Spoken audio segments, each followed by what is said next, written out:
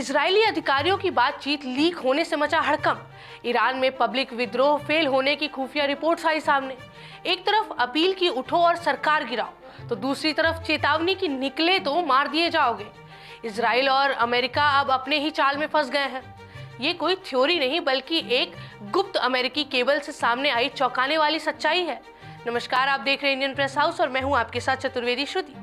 Israel के अधिकारियों ने यूनाइटेड स्टेट्स के डिप्लोमैट्स को एक गोपनीय बातचीत में बताया कि अगर ईरान में जनता सरकार के खिलाफ सड़कों पर उतरती है तो उन्हें बेरहमी से कुचल दिया जाएगा।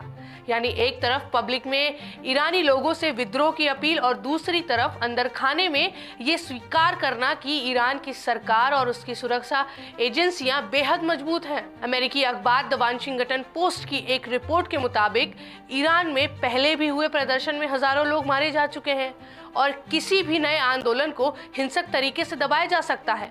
यानी साफ है, जो बाहर से दिख रहा है अंदर की सच्चाई उससे बिल्कुल अलग हो सकती है। असल में इजराइल और अमेरिका की पहले दिन से ही यही मंशा थी कि पब्लिक विद्रोह कराकर ईरान की सत्ता में अपने लोगों को बैठा दिया जाए। और याद करिए कैसे 28 फरवरी से शुरू हुए युद्ध में इजराइल ने ईरान के बड़े नेताओं को निशाना बनाया। अमेरिका और इजराइल के हमले में ईरान के 6 बड़े नेताओं की मौत हुई। इनमें शामिल हैं पहले आयतुल्ला अली खामेनी, जो ईरान के सुप्रीम लीडर और जिनको देश के सबसे ताकतवर शख्स में माना जाता था। दूसरे Ali Larijani, Iran national security के प्रमुख। तीसरे गुलाम रेजा सुलेमानी, पैरामिलिट्री फोर्स के कमांडर। चौथे हुसैन सलामी, रिवॉल्यूशनरी गार्ड के प्रमुख। पांचवें मोहम्मद बागेरी, ईरान की सेना के चीफ। छठवें इस्माइल कानी, जो कुद्दस फोर्स के हेड। यानी ये कोई आम हमला नहीं था, ये सीधे तौर पर ईरान की लीडरशिप को खत्म करने की कोशिश थी, जिसे रणनीति की भाषा में कहा जाता है लीडरशिप डीकैपिटेशन। लेकिन क्या इजराइल और अमेरिका की ये रणनीति काम कर रही है? ये कार्रवाई ईरान की सैन्य ताकत को कमजोर करने के लिए की गई थी ताकि भविष्य में खतरे को रोका जा सके। लेकिन कई जानकार मानते हैं कि कहानी इससे कई ज्यादा गहरी है। यहाँ एक बड़ा ट्विस्ट सामने आया है।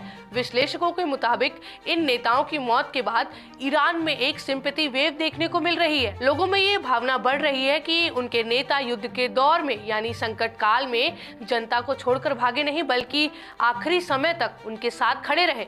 जब बमबारी हो रही थी तब भी उनके नेता आम जनता के साथ साथ भी मारे गए। खुफिया रिपोर्ट्स की माने तो आयतुल्ला अली खामेनी को रशिया ने कहा था कि वो ईरान छोड़कर रूस चले आए। इसके अलावा ईरान की सुरक्षा कमेटी ने भी उनसे बंकर में रहने के लिए कहा था।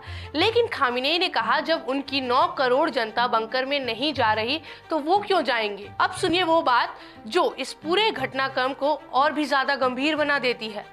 हमले के करीब एक हफ्ते पहले अली लारिजानी ने एक टीवी इंटरव्यू में अमेरिका और इजराइल को साफ चेतावनी दी थी कि उन्होंने साफ कहा था कि अगर आप ईरानी नेताओं को मारते हैं तो इससे ईरान और कमजोर नहीं बल्कि और ज्यादा मजबूत होगा। और अब उनकी मौत के बाद जो हालात बन रहे हैं वो कहीं न कहीं उसी बात की तरफ इशारा करते हैं। ईरान के नेताओं के मरने से क्या हुआ?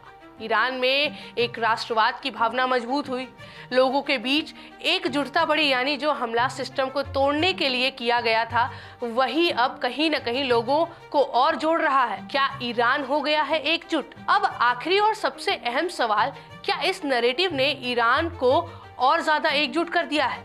संभावना यही जताई जा रही है कि जब बाहरी हमला होता है तो अंदरूनी मतभेद कम हो जाते हैं।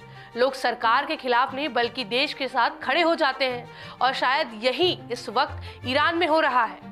हालांकि हल्के फुल्के विरोध तो होते रहे हैं लेकिन कुछ ऐसा नहीं जो सत्ता के लिए संकट खड़ा करे। अब विरोध की जगह एकजुटता लेती दिख रही है।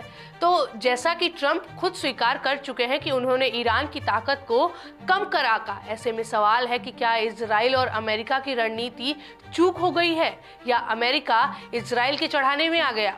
क्योंकि यही सवाल इस वक्त अमेरिका में सबसे ज्यादा पूछा जा रहा है। इस पूरे मामले में आप क्या सोचते हैं? कमेंट्स में हमें जरूर बताएं और इस वीडियो को लाइक करें, शेयर करें और इंडियन प्रेस हाउस को सब्सक्राइब करना ना भूलें।